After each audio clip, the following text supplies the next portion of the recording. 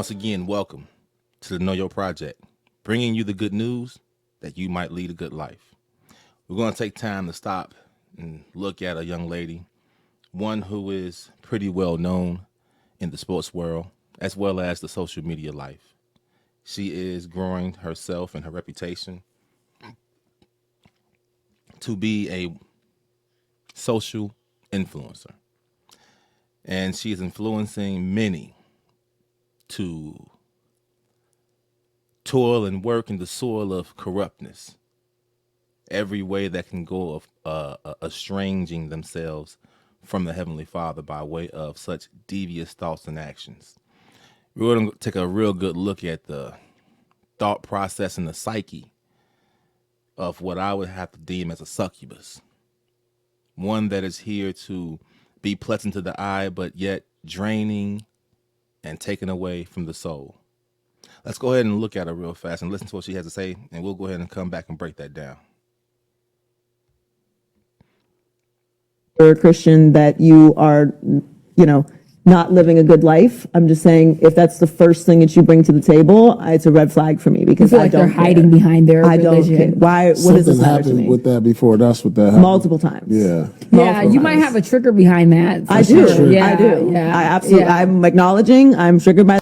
This is one of those people who are so smart that they're dumb.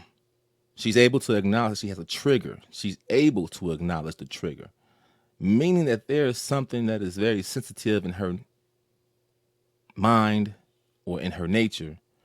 Something has happened that has her high on edge. And when it comes to dealing with these social situations, she reacts to them negatively. This is what she's basically saying in a nutshell. And it's not even taking time to register with her. This is cognitive dissonance at its grandest.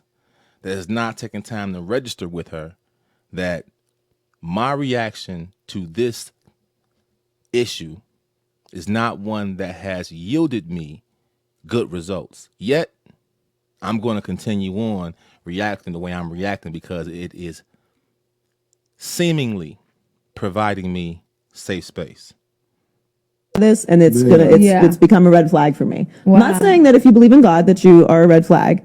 I also don't give a so just tell somebody else about it. I think for some men, they think that that's what women are looking for, like looking for a good Christian man.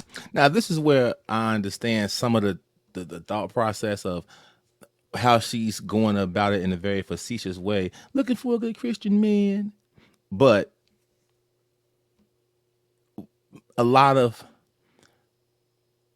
biblically based believers, those who claim to believe in the power of Abraham, Isaac, and Jacob, have done a disservice to the name of being a so-called Christian man.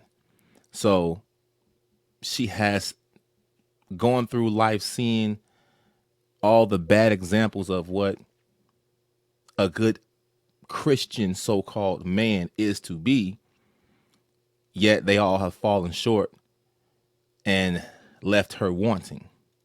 So I do understand to some degree, but this malignant, despicable attitude towards what is supposed to be a great thing, one that submits to the will of the Heavenly Father and follows after Christ, has now become a bad, terrible thing. And the scriptures have told us that this is what it was going to be like in these times, or in those times where evil will become good and good will become evil. So now it is seen that in her mind, it's not good when a man comes leading with I believe in the power of Abraham, Isaac, and Jacob, or I am a quote unquote Christian. Let's get back to it. Yeah, and some people are, which is not me. So But this is my thing about religion too. Like, like man may not like lead with it, but like some men needed to pull them out of places. Like when there's nothing else. Like I felt like religion like helped me pull me out of some dark places.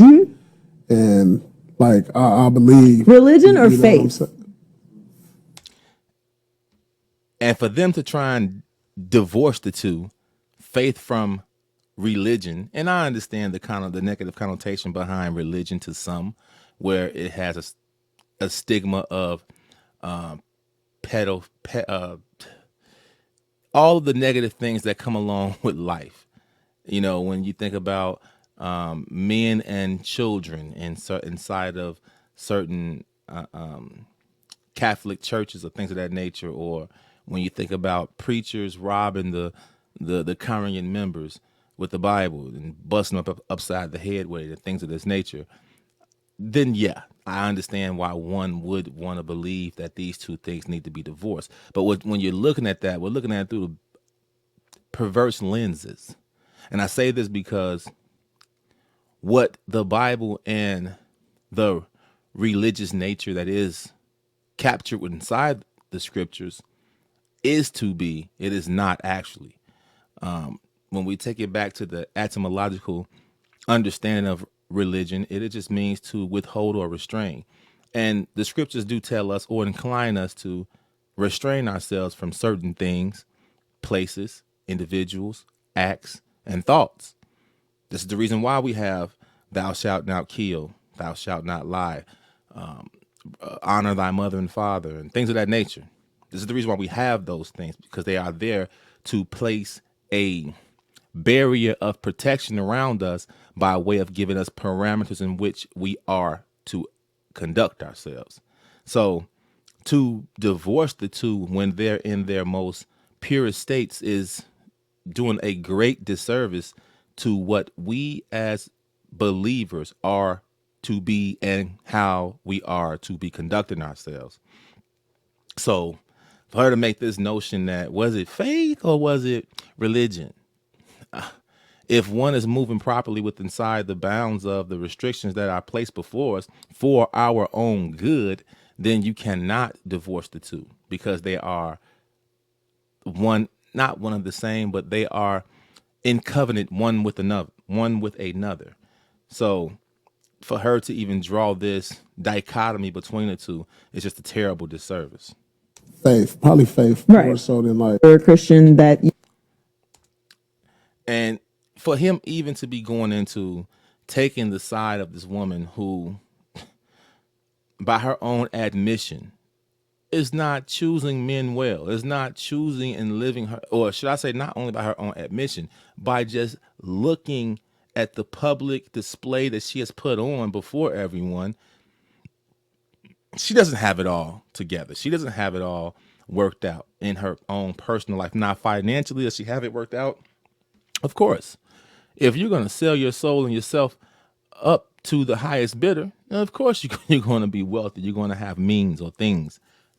But as it pertains to the ordering of her life, or right, nah, she doesn't have this thing in order. It does not look, or it is not obvious to me that she understands how to conduct herself as a adult woman who says they believe in a higher power.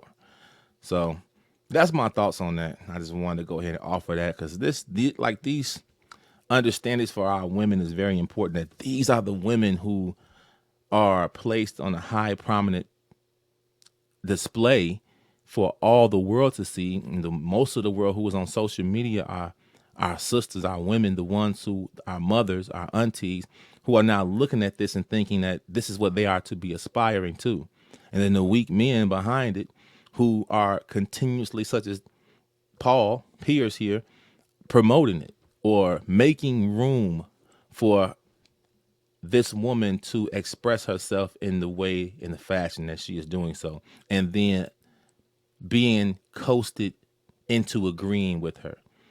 I think that is one detriment that's going on inside of society right now, that the men who ought to be the leaders and thought leaders but that's the thing. How can you look at, and there's no shot, no shade to Paul Pierce, but Paul Pierce is not a thought. I would not look to him as a thought leader or a thought provoking person. By no means. He's a wonderful basketball player, and he did it on a very high level for quite some time. And that's not anything to snicker at. That takes a great deal of discipline and dedication to a thing. But it's evident that he didn't use that same discipline and dedication to becoming one who is thought provoking or a thought leader in terms of being the example of what spiritual success would look like, meaning not only the closeness with the Heavenly Father, but the derivatives of such close proximity, which is knowledge, wisdom, understanding, justice, judgment, mercy, all of these different things being on display and being center, or should I say, being the center of the show. That's not what's the center of the show in his life. And she is just running circles around him mentally, and had him to pivot and change course because she whispered a word and looked at him a specific way. So this is what we got here. This is what we're fighting against. I thought I'd just give this moment and take this time to express it. So thank you all for listening. Like I said, once again, this is here with the Pillars of Peace, providing you with wisdom, life wisdom, and the knowledge for life. All right, thank you all. Peace, bless. Pillars stand tall, so souls won't sleep.